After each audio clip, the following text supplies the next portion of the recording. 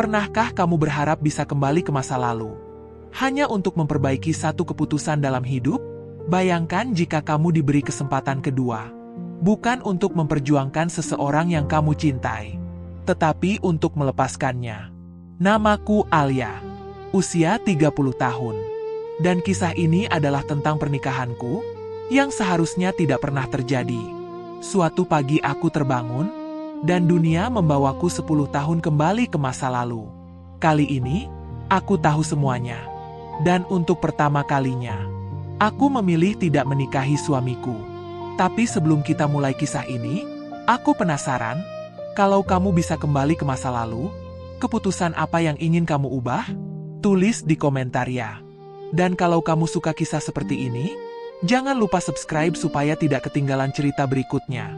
Namaku Alia. Usia 30 tahun. Jika orang melihat hidupku dari luar, mereka mungkin akan berpikir aku pernah memiliki kisah cinta yang indah. Kisah yang dimulai dengan cara yang sederhana, penuh harapan, dan diwarnai dengan janji-janji masa depan. Dulu aku juga berpikir begitu. 10 tahun yang lalu, aku bertemu Raka di sebuah acara ulang tahun teman kampus. Malam itu sebenarnya biasa saja. Tidak ada hal istimewa yang aku rencanakan. Aku hanya datang karena temanku memaksa. Katanya aku terlalu sering menolak ajakan keluar dan terlalu sibuk dengan kuliah serta pekerjaan paruh waktu. Aku masih ingat jelas suasana malam itu. Lampu-lampu kecil menghiasi halaman rumah temanku. Musik akustik mengalun pelan di sudut ruangan. Orang-orang tertawa, berbincang, dan sebagian menari dengan santai. Di tengah keramaian itu, aku melihatnya untuk pertama kali. Raka berdiri tidak jauh dari meja minuman. Dia sedang berbicara dengan beberapa orang sambil tertawa ringan. Wajahnya terlihat percaya diri, tapi tidak berlebihan. Cara dia berbicara membuat orang-orang di sekitarnya terlihat nyaman. Aku sebenarnya tidak terlalu memperhatikannya saat itu.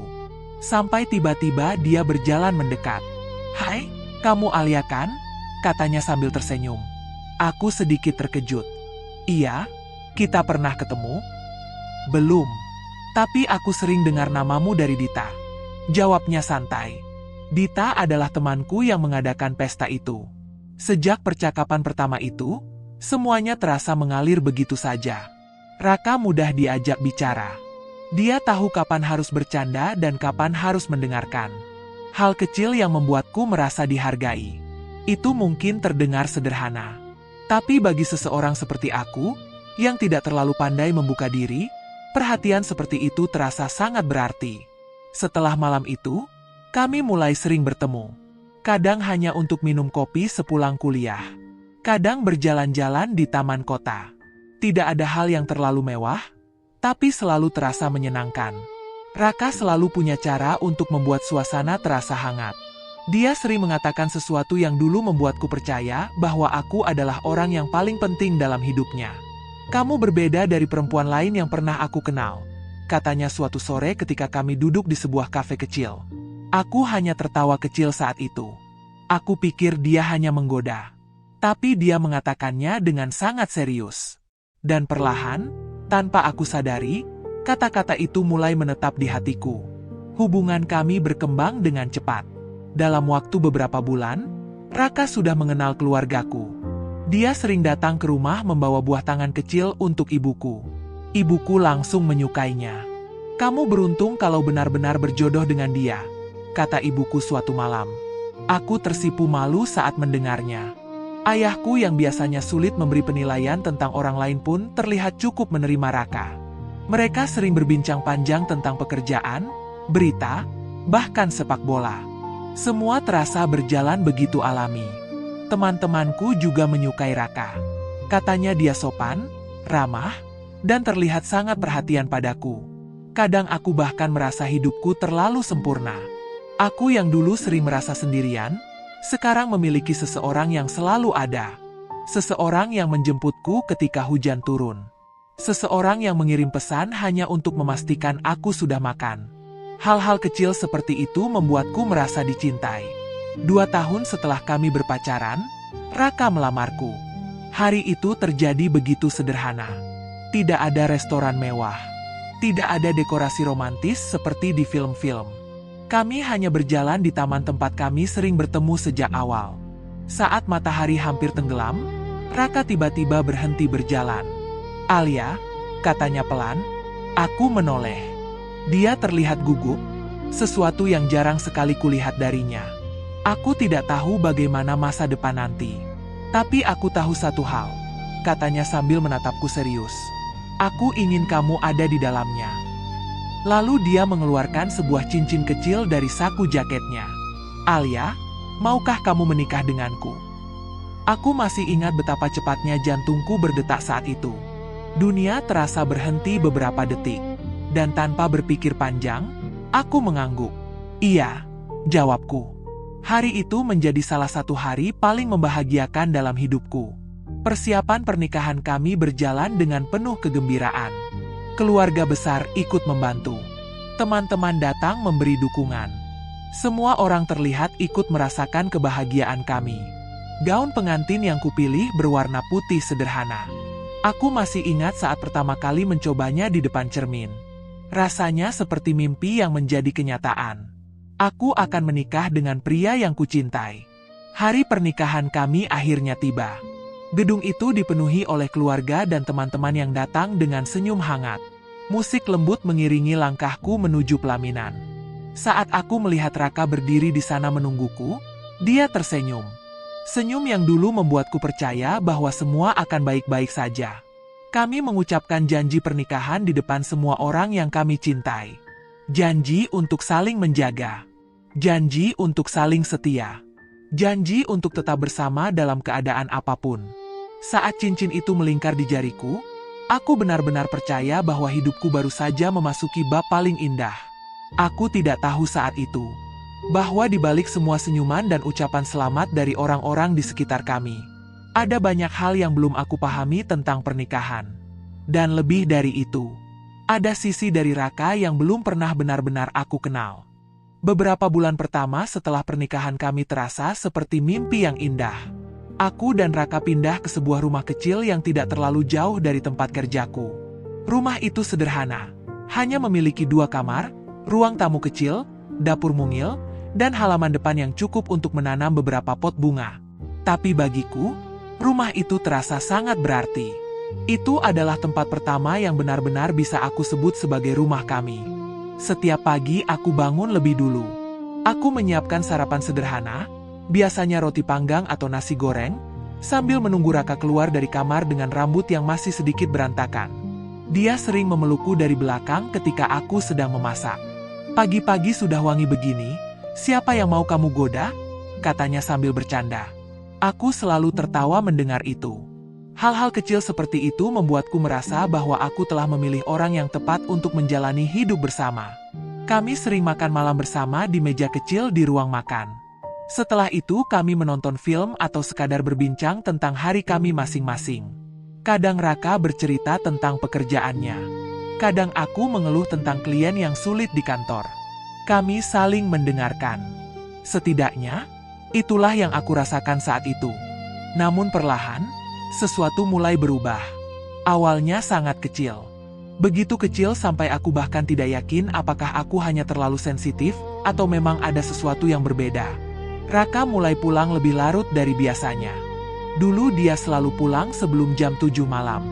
Kami hampir selalu makan malam bersama. Tapi sekarang, kadang jam 9 malam, bahkan lebih. Ketika aku bertanya, dia selalu punya alasan. Ada lembur. Ada rapat mendadak. Atasan minta laporan tambahan. Aku mencoba memahaminya. Dunia kerja memang tidak selalu bisa diprediksi. Aku tidak ingin menjadi istri yang terlalu mengekang. Jadi aku memilih untuk percaya. Namun semakin lama, alasan-alasan itu semakin sering muncul. Kadang dia pulang dalam keadaan lelah dan langsung masuk kamar tanpa banyak bicara. Kadang dia hanya makan sedikit lalu sibuk dengan ponselnya. Percakapan kami mulai berkurang. Hal yang dulu terasa hangat perlahan berubah menjadi rutinitas yang dingin. Aku mulai menunggu kepulangannya dengan perasaan yang aneh. Bukan lagi penuh antusias, tapi lebih seperti menunggu sesuatu yang tidak pasti. Suatu malam aku mencoba berbicara dengannya. "Raka, kamu akhir-akhir ini sibuk sekali ya?" tanyaku hati-hati. Dia sedang duduk di sofa sambil melihat layar ponselnya. Iya, memang lagi banyak kerjaan, jawabnya singkat tanpa menoleh. Aku duduk di sebelahnya. Kamu kelihatan capek. Kalau ada yang bisa aku bantu. Belum sempat aku menyelesaikan kalimatku, dia tiba-tiba menghela napas panjang. Alia, aku sudah capek di kantor. Jangan mulai pembicaraan serius sekarang. Nada suaranya tidak keras, tapi cukup untuk membuatku diam. Aku merasa seperti baru saja melakukan kesalahan, padahal aku hanya ingin memastikan dia baik-baik saja. Sejak malam itu, aku mulai lebih berhati-hati ketika berbicara. Aku tidak ingin membuatnya merasa terganggu. Aku tidak ingin dianggap sebagai istri yang selalu mengeluh. Jadi aku belajar menahan banyak hal. Ketika dia pulang larut, aku hanya berkata, "Kamu pasti capek." Ketika dia sibuk dengan ponselnya saat makan malam, aku pura-pura tidak memperhatikan. Ketika dia menjawab dengan nada datar, aku mencoba meyakinkan diriku sendiri bahwa itu hanya karena dia sedang lelah. Aku terus mengatakan pada diriku sendiri bahwa semua ini hanyalah fase. Bahwa setiap pernikahan pasti memiliki masa sulit. Namun ada satu hal yang semakin sering membuatku merasa tidak nyaman. Raka mulai mudah marah. Hal-hal kecil yang dulu tidak pernah menjadi masalah, sekarang bisa berubah menjadi pertengkaran singkat. Suatu malam aku hanya bertanya apakah dia ingin makan malam sekarang atau nanti. Pertanyaan yang sangat sederhana. Tapi dia tiba-tiba berkata dengan nada kesal. "Kenapa kamu selalu menanyakan hal yang sama setiap hari?" Aku terdiam. "Aku cuma ingin memastikan makanannya masih hangat," jawabku pelan. Dia tidak menjawab. Dia hanya mengambil piringnya dan makan tanpa berkata apa-apa lagi. Malam itu kami makan dalam keheningan. Aku menatap piringku sambil berpikir. Kapan terakhir kali kami benar-benar tertawa bersama? Kapan terakhir kali dia memelukku tanpa alasan? Pertanyaan-pertanyaan itu terus berputar di kepalaku. Tapi aku tidak pernah berani mengatakannya dengan keras. Karena aku takut jawabannya akan menyakitkan. Hari-hari berikutnya terasa semakin berat. Bukan karena ada pertengkaran besar. Justru karena tidak ada apa-apa. Hanya keheningan. Keheningan yang perlahan membuatku merasa semakin jauh darinya. Aku mulai menyadari sesuatu yang dulu tidak pernah aku pikirkan. Ternyata seseorang bisa merasa sangat kesepian. Bahkan ketika dia tidak hidup sendirian. Aku tinggal di rumah yang sama dengan suamiku. Aku melihatnya setiap hari. Aku mendengar suaranya. Tapi entah mengapa, aku merasa seperti hidup dengan orang asing. Yang paling menyakitkan bukanlah kemarahannya. Bukan juga kesibukannya. Yang paling menyakitkan adalah perasaan bahwa kehadiranku tidak lagi penting. Bahwa jika suatu hari aku tidak ada di rumah itu, mungkin tidak akan ada yang benar-benar berubah. Namun saat itu aku masih mencoba bertahan. Aku masih percaya bahwa cinta yang dulu kami miliki tidak mungkin hilang begitu saja. Aku berpikir mungkin kami hanya perlu waktu. Mungkin semuanya akan kembali seperti dulu. Aku terus memegang harapan itu. Tanpa menyadari bahwa di balik semua perubahan kecil yang terjadi, ada sesuatu yang jauh lebih besar yang sedang perlahan menghancurkan pernikahan kami. Ada satu hal yang sering orang katakan tentang firasat seorang istri. Katanya, ketika ada sesuatu yang tidak beres dalam rumah tangga, seorang istri biasanya bisa merasakannya terlebih dahulu. Bahkan sebelum bukti itu benar-benar terlihat. Dulu aku tidak pernah percaya hal itu. Aku selalu berpikir bahwa perasaan seperti itu hanya muncul karena rasa cemburu atau ketakutan yang berlebihan. Tapi sekarang aku tahu. Kadang hati kita memang bisa merasakan sesuatu yang belum mampu dijelaskan oleh logika. Perasaan itu mulai muncul beberapa minggu setelah perubahan sikap Raka semakin terasa. Bukan sesuatu yang jelas. Hanya kegelisahan kecil yang terus muncul di dalam dada. Hal-hal kecil yang dulu tidak pernah kupikirkan, sekarang mulai terasa aneh. Raka semakin sering membawa ponselnya kemanapun. Dulu dia sering meninggalkannya di meja ruang tamu atau di atas meja makan. Sekarang tidak lagi. Jika dia pergi ke dapur, ponselnya ikut dibawa. Jika dia masuk kamar mandi, ponselnya juga ikut masuk.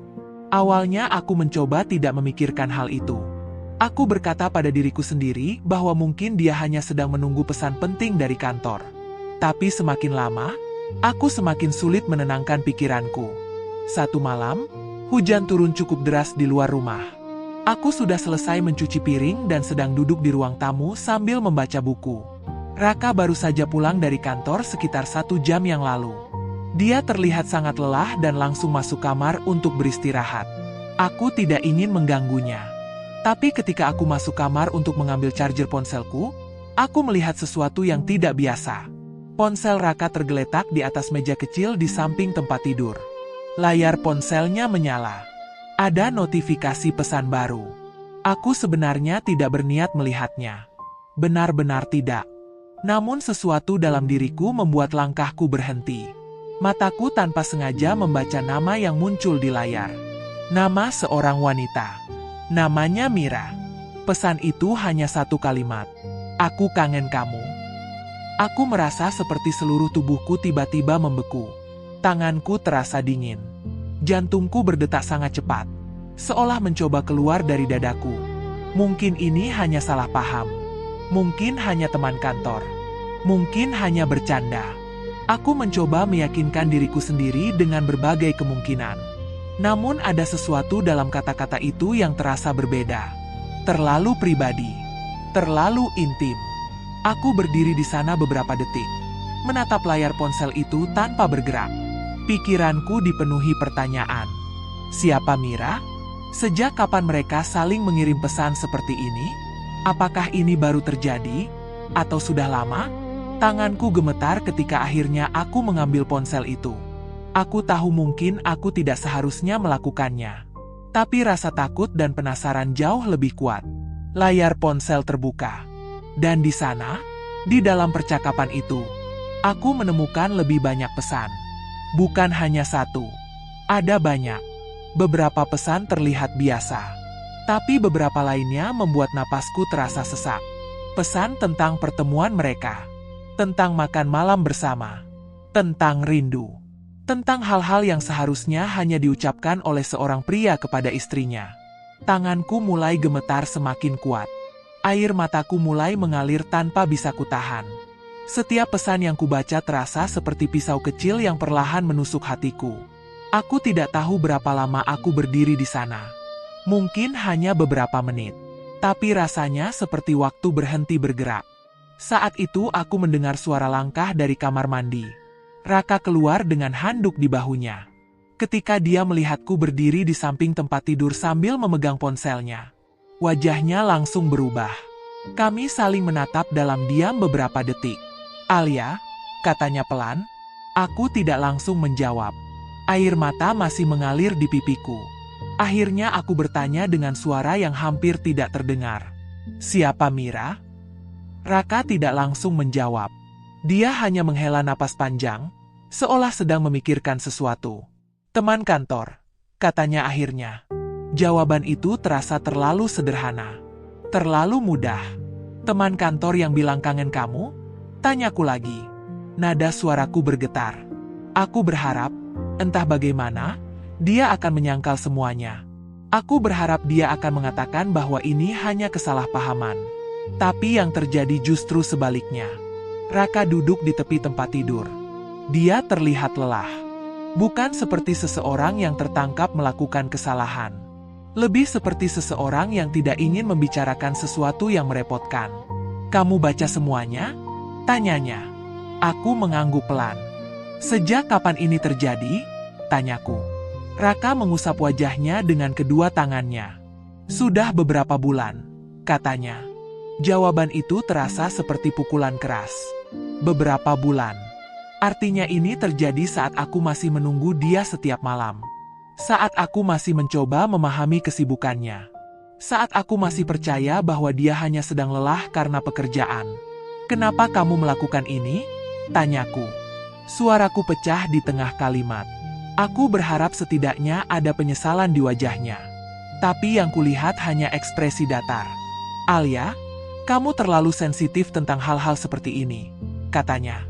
Aku menatapnya tidak percaya. Terlalu sensitif? Ulangku. Dia mengangkat bahu. Ini bukan sesuatu yang besar. Kalimat itu membuat dadaku terasa sesak. Bukan sesuatu yang besar. Baginya mungkin tidak.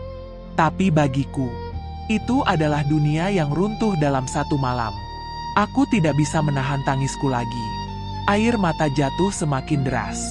Aku duduk di kursi kecil di dekat meja rias, mencoba mengatur napasku. Raka tidak mendekat.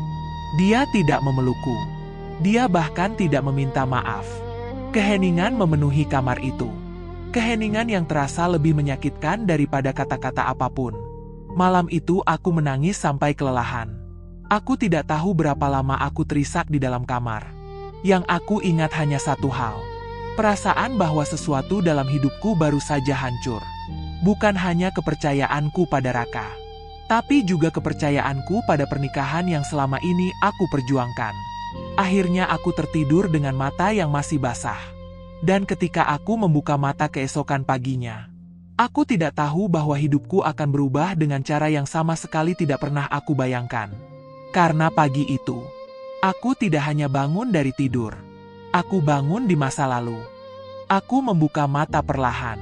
Cahaya matahari pagi masuk melalui jendela kamar, menyinari dinding yang terasa, anehnya sangat familiar. Awalnya aku berpikir aku masih berada di rumahku bersama Raka. Aku mengira semalam hanyalah mimpi buruk yang terlalu nyata. Tapi ada sesuatu yang terasa berbeda. Tempat tidur ini bukan tempat tidur kami. Selimut yang menutupi tubuhku juga berbeda. Aku duduk perlahan sambil mencoba menenangkan napas yang tiba-tiba terasa tidak beraturan. Mataku menyapu seluruh ruangan. Dan jantungku langsung berdetak lebih cepat. Kamar ini adalah kamar lamaku. Kamar yang kutinggalkan bertahun-tahun lalu setelah menikah dengan Raka. Dindingnya masih dihiasi rak buku kecil yang dulu selalu kupenuhi dengan novel-novel lama. Meja belajar di sudut ruangan masih sama seperti yang kuingat. Bahkan tirai krem yang sedikit pudar itu pun masih tergantung di jendela. Aku berdiri dari tempat tidur dengan perasaan bingung. Ini tidak mungkin, gumamku pelan. Tanganku gemetar ketika aku mengambil ponsel yang berada di atas meja. Layar ponsel menyala. Tanggal yang tertera di sana membuat napasku terasa berhenti. Tanggal itu adalah 10 tahun yang lalu. Tepat sehari sebelum pernikahanku dengan Raka. Aku menatap layar itu lama sekali, mencoba memastikan bahwa aku tidak salah melihat. Namun angka-angka itu tetap sama. Seolah dunia benar-benar memutarkan waktu kembali. Pikiranku dipenuhi berbagai pertanyaan. Apakah ini mimpi? Apakah aku kehilangan akal sehatku? Atau, apakah aku benar-benar diberi kesempatan untuk mengulang semuanya? Aku berjalan menuju cermin di kamar. Refleksi yang kulihat adalah diriku yang lebih muda. Wajah yang belum dipenuhi oleh kelelahan dari bertahun-tahun mencoba mempertahankan pernikahan yang perlahan retak. Air mataku tiba-tiba jatuh. Bukan karena sedih, tapi karena perasaan yang sangat sulit dijelaskan. Seolah aku baru saja diberikan sesuatu yang sangat langka dalam hidup. Kesempatan kedua. Ketukan di pintu kamar membuatku terkejut. "Alia, kamu sudah bangun?" Suara ibuku terdengar dari luar. "Iya, Bu," jawabku dengan suara sedikit bergetar. Pintu kamar terbuka. Ibuku masuk sambil tersenyum hangat. Dia terlihat sama seperti yang kuingat pada masa itu. Belum ada garis-garis kelelahan yang muncul beberapa tahun kemudian. Ibuku memandangku dengan mata penuh kebahagiaan. "Besok kamu sudah jadi pengantin," katanya sambil duduk di tepi tempat tidur. Tidak terasa ya. Dadaku tiba-tiba terasa berat. Kalimat itu dulu membuatku sangat bahagia. Namun sekarang, rasanya berbeda. Aku tahu sesuatu yang tidak diketahui siapapun di rumah ini. Aku tahu masa depan yang menunggu jika aku tetap berjalan menuju pernikahan itu. Ibuku memegang tanganku. "Kamu gugup?" tanyanya lembut. Aku tidak langsung menjawab. Karena sebenarnya yang kurasakan bukan sekadar gugup. Aku takut. Takut akan masa depan yang pernah kualami. Takut mengulang semua luka yang dulu terasa begitu nyata. Namun di saat yang sama, aku juga tahu satu hal penting. Sekarang aku memiliki pilihan. Pilihan yang dulu tidak pernah aku pikirkan. Sepanjang hari rumah kami dipenuhi kesibukan. Beberapa keluarga datang membantu persiapan pernikahan.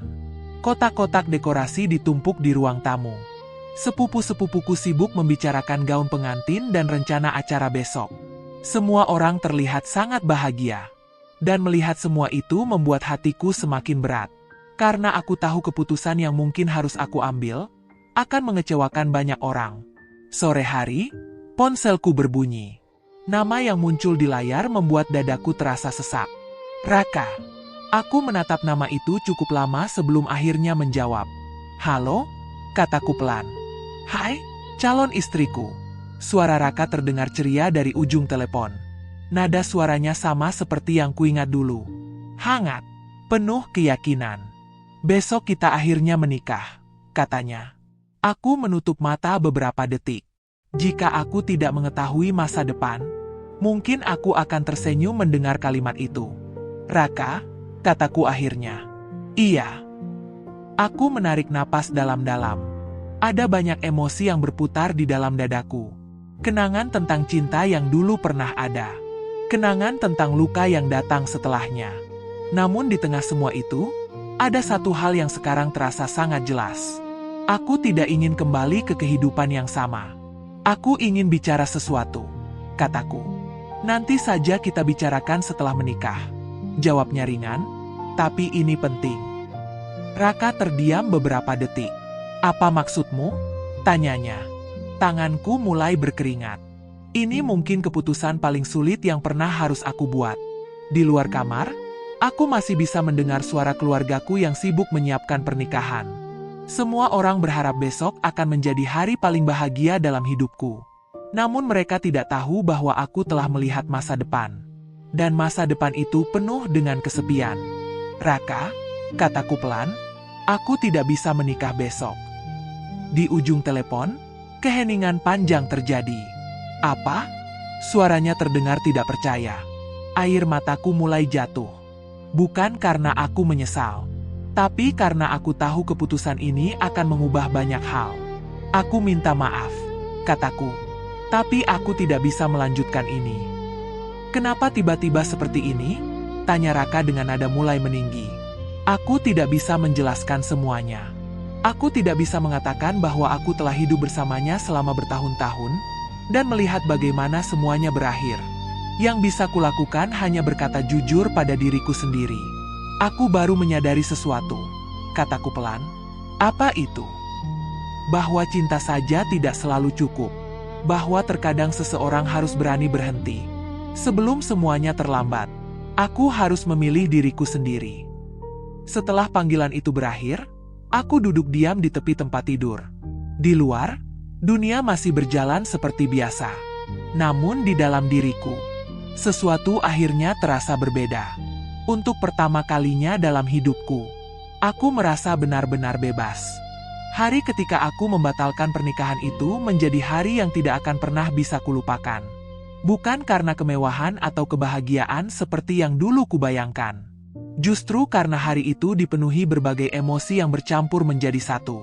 Kaget, kecewa, sedih, marah, dan juga kelegaan.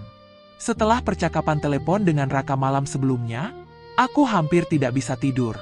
Pikiran tentang keputusan yang baru saja kuambil terus berputar di kepalaku. Aku tahu apa yang akan terjadi ketika semua orang mengetahui kabar itu. Aku tahu akan ada banyak pertanyaan, banyak kekecewaan, bahkan mungkin kemarahan. Namun setiap kali keraguan mulai muncul, aku mengingat satu hal. Aku sudah melihat masa depan. Aku sudah merasakan bagaimana rasanya hidup dalam pernikahan yang penuh kesepian. Dan aku tidak ingin kembali ke sana. Pagi itu rumah kami tetap ramai seperti rencana semula. Beberapa kerabat datang lebih awal untuk membantu persiapan. Suara obrolan terdengar dari ruang tamu, bercampur dengan tawa sepupu-sepupuku yang sedang membicarakan acara pernikahan yang seharusnya berlangsung hari itu. Ibuku masuk ke kamarku dengan senyum yang penuh kebanggaan. "Alia, kamu sudah siap?" tanyanya lembut. Dia membawa kotak berisi gaun pengantin yang akan kupakai. Gaun putih sederhana yang dulu membuatku begitu bahagia saat pertama kali mencobanya.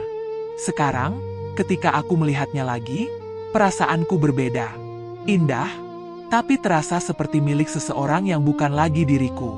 Aku menarik napas dalam-dalam. "Bu, aku perlu bicara," kataku pelan. Ibuku menatapku bingung. "Ada apa?" Tanganku terasa dingin. Kata-kata yang ingin kuucapkan terasa sangat berat di tenggorokan. Namun aku tahu aku tidak bisa mundur lagi. Aku tidak jadi menikah hari ini. Kalimat itu keluar lebih pelan dari yang kubayangkan. Tapi dampaknya terasa seperti gempa di dalam ruangan itu. Ibuku menatapku lama sekali, seolah mencoba memastikan bahwa dia tidak salah mendengar. "Alia, kamu bercanda?" tanyanya akhirnya. Aku menggeleng perlahan. "Tidak, Bu." Ekspresi di wajah ibuku berubah. Bingung, terkejut, dan perlahan terluka. Tapi semua orang sudah datang. Semua persiapan sudah selesai. Apa yang sebenarnya terjadi? Aku menggenggam tangan ibuku. "Maafkan aku." Air matanya mulai jatuh. "Apakah Raka melakukan sesuatu?" tanyanya. Aku terdiam beberapa detik. Aku tidak bisa menjelaskan semuanya. Aku tidak bisa mengatakan bahwa aku telah menjalani kehidupan yang bahkan belum terjadi bagi mereka. Yang bisa kulakukan hanyalah mengatakan satu hal yang paling jujur. Aku hanya merasa ini bukan keputusan yang benar untuk hidupku. Ibuku tidak langsung menjawab. Dia hanya memelukku. Pelukan itu terasa hangat, meskipun aku tahu di dalam hatinya ada kekecewaan yang besar. Tidak lama kemudian kabar itu menyebar ke seluruh rumah. Suasana yang sebelumnya penuh kegembiraan berubah menjadi kebingungan. Beberapa orang mencoba menanyakan alasan. Beberapa terlihat kesal. Ada juga yang hanya menggelengkan kepala seolah tidak mengerti keputusan yang kuambil. Hari itu tidak mudah. Aku harus menghadapi banyak tatapan penuh pertanyaan. Banyak bisikan di belakangku. Namun di balik semua itu, ada satu perasaan yang terus muncul di dalam diriku. Kelegaan. Seolah sebuah beban besar akhirnya terangkat dari pundakku. Hari-hari setelahnya juga tidak langsung menjadi mudah. Beberapa teman menjauh. Beberapa keluarga membutuhkan waktu untuk menerima keputusanku. Bahkan ada yang mengatakan bahwa aku telah membuat kesalahan besar. Namun waktu terus berjalan. Dan perlahan hidupku mulai menemukan ritmenya kembali. Aku kembali fokus pada pekerjaanku. Aku mulai melakukan banyak hal yang dulu sering kutunda. Mengikuti kelas menulis. Bepergian ke beberapa tempat yang selalu ingin kukunjungi. Belajar menikmati hidupku tanpa terus memikirkan penilaian orang lain. Beberapa tahun kemudian, hidupku terasa jauh lebih tenang. Aku tidak lagi terjebak dalam hubungan yang membuatku merasa kecil. Aku tidak lagi bangun setiap pagi dengan perasaan cemas. Suatu sore, ketika aku sedang membaca buku di sebuah kafe kecil, seseorang bertanya apakah kursi di depanku kosong. Aku mengangkat kepala. Seorang pria berdiri di sana dengan senyum ramah. "Boleh saya duduk di sini?" tanyanya. Aku tersenyum kecil. "Silakan." Percakapan kami dimulai dengan hal-hal sederhana. Tentang buku, tentang pekerjaan, tentang tempat-tempat yang pernah kami kunjungi. Tidak ada sesuatu yang dramatis. Namun ada satu hal yang terasa berbeda. Dia benar-benar mendengarkan ketika aku berbicara. Dan untuk pertama kalinya setelah sekian lama, aku merasa dihargai dengan cara yang sangat sederhana. Aku tidak tahu kemana hubungan itu akan berjalan. Namun kali ini aku tidak terburu-buru. Aku sudah belajar sesuatu yang sangat penting dari masa laluku. Bahwa cinta tidak seharusnya membuat seseorang kehilangan dirinya sendiri. Bahwa hubungan yang sehat tidak dibangun dari rasa takut kehilangan, melainkan dari rasa saling menghargai. Ketika aku melihat kembali ke masa lalu sekarang, aku tidak lagi merasa marah. Aku tidak lagi merasa menyesal. Karena aku akhirnya mengerti satu hal yang dulu sangat sulit kupahami. Kadang-kadang, melepaskan seseorang bukan berarti kita kalah. Justru sebaliknya. Terkadang, keberanian untuk pergi adalah bentuk kemenangan terbesar yang bisa kita berikan pada diri sendiri. Dan hari ketika aku membatalkan pernikahan itu, bukanlah akhir dari hidupku. Hari itu justru menjadi awal dari kehidupan yang benar-benar aku pilih sendiri. Jika kamu berada di posisiku, apakah kamu akan tetap menikahinya? Atau kamu juga akan memilih untuk pergi? Ceritakan pendapatmu di komentar. Dan jika kisah ini menyentuh hatimu, jangan lupa subscribe agar kita bisa terus berbagi cerita kehidupan setiap pagi. Sampai jumpa di kisah berikutnya.